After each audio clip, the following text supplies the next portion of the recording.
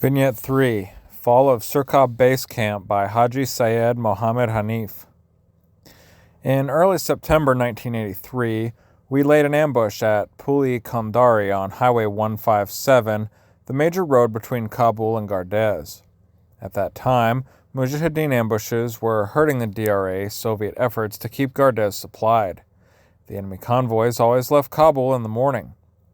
We would get into position in the morning and wait until afternoon. If no convoys had shown up by afternoon, we would quit and go back to base or go take a nap in the villages. The enemy finally figured out that we were reacting to their pattern and changed their pattern. They started moving their convoys in the afternoon on the assumption that we Mujahideen would have abandoned the ambush sites since it was long past time for the convoy to arrive. As usual, we set up our ambush in the morning and waited. No convoy came. We left the ambush site, and by late afternoon, most of the Mujahideen had left the area. Then, the column of some 180 trucks arrived. What Mujahideen were left in the village ran to the road and engaged the supply convoy, which was hauling ammunition, fuel, and food. We got part of the convoy and divided the booty among the Mujahideen groups that had representatives at the ambush. My group managed to capture some ammunition trucks, which we drove to our base near Sirkab in Duro Canyon. A few days later, a major enemy force moved against our base camps to retaliate for this attack. They kept the area under siege for 8 days. We had a total of about 300 Mujahideen from various groups in the area at this time. Our heavy weapons were Dishka machine guns and mortars.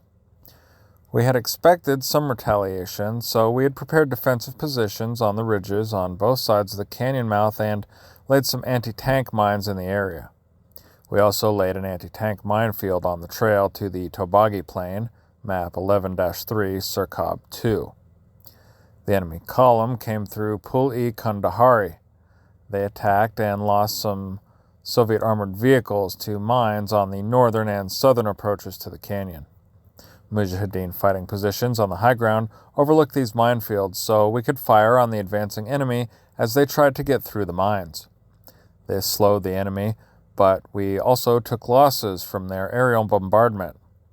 We held on and managed to stop the enemy advance. The enemy evacuated their damaged tanks and armored vehicles. After 1 week of fighting, the enemy reinforced his effort. Some of the Mujahideen had left since the enemy was stopped and they had to take care of their families. The enemy employed air assault forces, which they landed on the Tobagi Plain and at Chinosar at the eastern mouth to our canyon. They had outflanked us. Now the enemy renewed his offensive with an attack against the western and eastern mouths of the canyon and over the Spingar Mountain. We could not hold and withdrew from our western positions on Spingar and Lakegar mountains. We torched the trucks that we had captured to prevent their recapture. The enemy reached our canyon village of Duro and found the burnt-out hulks. We moved east into the mountains and harassed the enemy with mortar fire, but they now controlled our base camps. They destroyed what they could and left. As they left, they scattered mines in some areas. Commentary. In 1983, the Soviets were using their air assault forces more aggressively, but still not landing them directly on the objective. In this case, Soviet air assault forces land on Tobagi Plain and then climb to the top of Spingar Mountain. By 1986, Soviet air assault forces would be landing directly on the objectives. The Mujahideen were tied to their bases and had to defend them. This logistic imperative provided some advantages to the DRA and Soviets, who knew that the one way to get the Mujahideen to stay in an area where they could concentrate air power and artillery against them was to locate the Mujahideen logistics base and attack it. Still, the Soviets and DRA seldom did anything to close the back door to the base while they attacked it.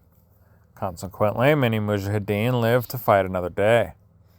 Long-range reconnaissance patrols, scatterable mines, helicopter-landed ambush forces, and conventional forces in backstop positions are ways to prevent the escape of guerrilla forces. The Mujahideen appear to have done little to improve their defenses since this base camp was almost overrun in June of 1980. The DRA and Soviets knew where this base camp was and how it was defended, yet the Mujahideen established no eastern defenses. The Mujahideen's one improvement appears to be mining the approach to the Tobagi Plain, but they had no force guarding that minefield. The Soviets flew over that minefield anyway. Vignette 4. Loss of the Torgar Base Camp by Commander Sher Padshah. Torgar Mountain lies 8 kilometers northwest of Jalalabad. Adam Khan and Rasul Khan established the Torgar Mujahideen base but were killed in early fighting. In 1980, the overall commander of the base was Qari Alagul. The base held some 200 Mujahideen from 4 or 5 factions. I was a subgroup commander under Commander Abdullah at the time.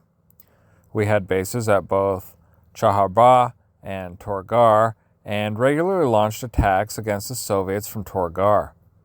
Our contacts in the DRA had told us that the Soviets would soon attack the Torgar in retaliation. Late one afternoon in July 1980, our DRA contacts told us that the Soviets were coming that night. I was with my group in Chaharbagh on the southeast side of the mountain. Commander Abdullah was at the Torgar base. We immediately sent him a note to warn him and asked him to bury the ammunition and everything else, since the Soviets would come in strength and Abdullah's force could not expect to hold them. Abdullah sent a note back to us. As long as you hear my 20 shooters, you know that we are holding. We will swear on the Quran not to leave our position. Abdullah had 25 men armed with RPGs, Kalashnikovs, Burnows, and bolt-action rifles. The Soviets attacked from several directions, map 11-4 Torgar, launching advances from Sork-Rud, Jalalabad, and Darunta. I withdrew my group from Chaharbagh. Soviet tanks deployed along the road on the northwest side of the mountain and fired on the base. BM-21s fired from Jalalabad. Artillery and BM-21s fired from multiple artillery sites. Helicopters strafed the area. They set the mountain on fire.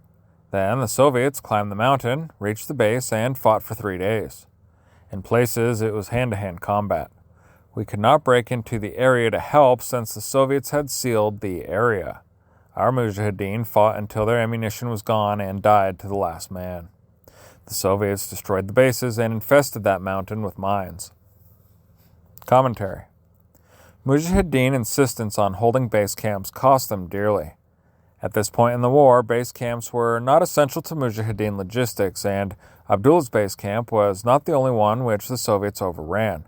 It was a pointless battle which could have been avoided by the Mujahideen.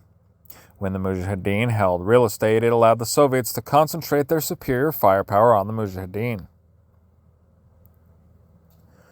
Vignette 5. Battles for Sharafat Koh Mountain Fortress by engineer Mohammed Ibrahim. Sharafat Koh is a large mountain southeast of the city of Farah. It is located between the paved road running from Kandahar and Herat, Highway 1, and the Daulatabad-Farah Road, Highway 517. The real name of the mountain is Lor Koh, but we Mujahideen renamed it Sharafat Koh, Honor Mountain. The mountain is a roughly rectangular-shaped massif with a plateau on top. It rises some 1,500 meters above the surrounding desert, and its sides are steep. It covers only over 256 square kilometers and is often snow-capped. Many large and small canyons, khals, cut into the mountain. On the north side is the Sheikh Razi Baba Canyon, map 11-5 Sharafat. Red and blue graphics apply to last battle. To the northwest is the Khal-e-Amani Canyon. This canyon was populated by ancient peoples, and you can see their drawings of hunters with bows and arrows on the rocks. To the west, in the Khal-e-Khanes Canyon, the Jeri-e-Ab Canyon faces southwest and links with the Khal-e-Khanes Canyon at the top. To the south is the Tangriya Canyon, which had the most water, but which the Mujahideen usually avoided since it was the only canyon wide enough for armored vehicles to enter. Facing south, and further to the east, is the Khwaja Morad Canyon near the Khwaja Morad Shrine. There is access to all the canyons from the mountain plateau. The Khal-e-Khanes Canyon was the strongest base at Sharafat Koh. It takes 35 to 40 minutes to walk from its entrance to the end. The canyon mouth is an opening in solid rock and is only 2 or 3 meters wide. When you walk into the canyon, you cannot see the sky above you, but later it widens into a 3 or 4 hectare area at the end of the canyon where there are trees. A stream runs intermittently through the canyon. There is even a waterfall with a 40-meter drop. The canyon had a water reservoir, a supply dump, and 16 caves holding 60 people. We defended the canyon with Dishka machine guns on the high ground on both sides of the canyon. In the early days of the war, the Mujahideen had very strong bases around the provincial centers of Farah and Nimruz, but later on Soviet DRA pressure forced them outward from Farah to Sharafat Koh. The Mujahideen had their first base at Sharafat Koh in the Tangira Canyon in 1979. The Mujahideen were organized into tribal groups, and initially the Achakzai, Norzai, Barakzai, and Alizai all joined together and moved to a new base in Jari-e-Ab Canyon. The Soviets attacked this base in 1980, and the Mujahideen then moved to Kale Kanes Canyon. The Mujahideen had bases within the city of Farah until 1982. As the DRA and Soviets tightened their security around Farah, these Mujahideen moved out and some fell back on Sharafat Koh. After the Mujahideen left Farah, they lost their contact with the city population. The city population was not tribal and looked down on the Mujahideen as rustics. In turn, the Mujahideen looked down on the city dwellers for their easy life. Sharafat Koh lies about 12 kilometers from Highway 1 and 20 kilometers from Highway 517. We attacked convoys near Kavanga, Shara, and Shivan, and the Soviets manned posts at Kavanga, Shara, and Velamek to protect the convoys. Sky Warriors strike the canyon. In 1982, the Kale Kanes Canyon was our primary base. Our leader was Malawi Muhammad Shah and the Achkazai tribe. Muhammad Shah liked to brag about his base and would often escort visitors through the canyon. Once he brought a DRA officer into the canyon and gave him a tour. The DRA officer was also an Achkazai, and he told Muhammad Shah that he was stationed in Shindand and wanted to establish secret contact with Muhammad Shah and work with him. Evidently, while the DRA officer was in our canyon, he managed to steal a map showing our base defenses. At noon in July, about a month after the DRA officer's visit, 3 Soviet helicopter gunships suddenly flew down the canyon and fired at the caves and structures of our base. Our Dishka machine guns were all positioned on the high ground and could not engage aircraft flying below them in the canyon. The gunships were severely damaging our base.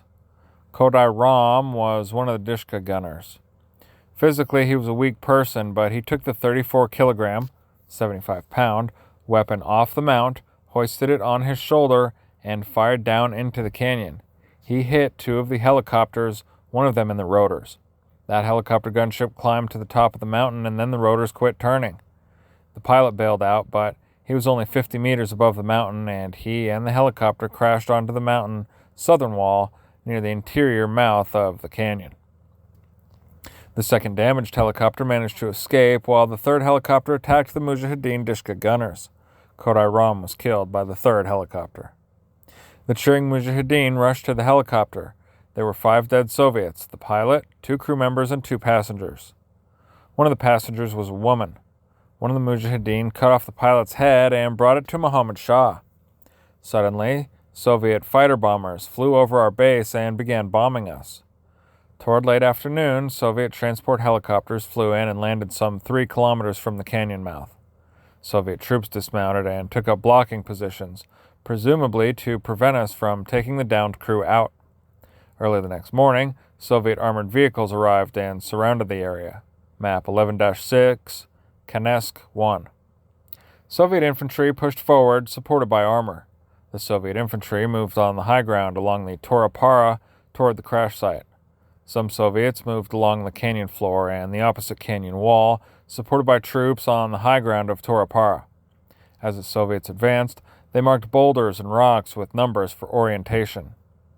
After 7 days of fighting, they reached the helicopter crash site. We retreated to higher ground by the waterfall.